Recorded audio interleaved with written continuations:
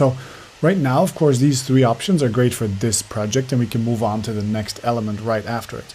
However, we can also save these into a folder, and then in the next few weeks when I'm on a project, I'll also come up to the point where I need an atmosphere, and then I can just check these ones to see, are they good enough? Do they match the vibe of what I'm trying to make at that point? And this, I feel, is something that people need to explain to you. Ableton does not make it easy to do this for you. There's no obvious affordance, as they call it, inside of the software to let you save these things. So let me have a look.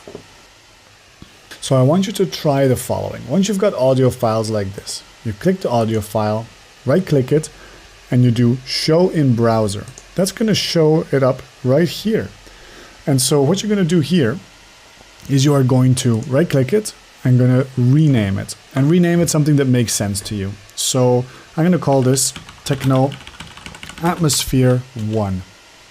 Cool. Now it's saved as that on the system, not in the Ableton Live set, but in the system. And that's what we want. We want the WAV file.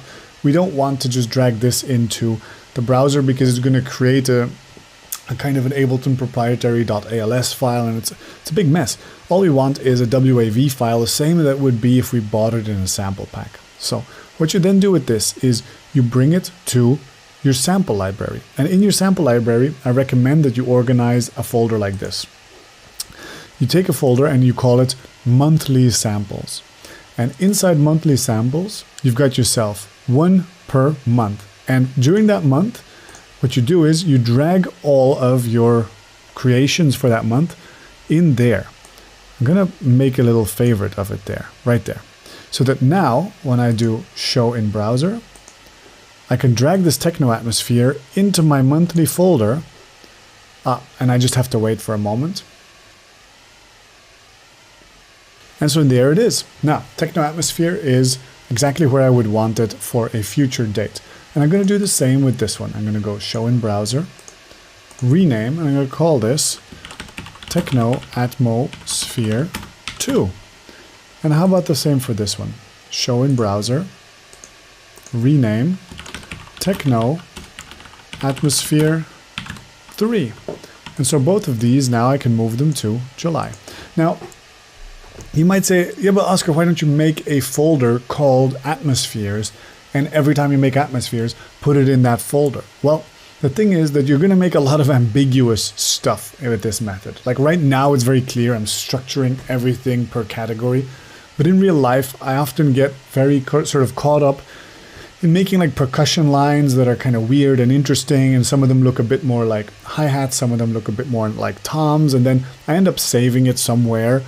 And if I save it in like the toms folder, I'll forget next time that it was like a tom, and I'll just be thinking, oh, you know what, last week I made some really interesting percussion, where did I save it? And then I'll be faced with my endless sample library, and I'll be like, I can't find it anymore, all I know is that I made it last week. Well, whatever I made last week, I know exactly which folder it's going to be in.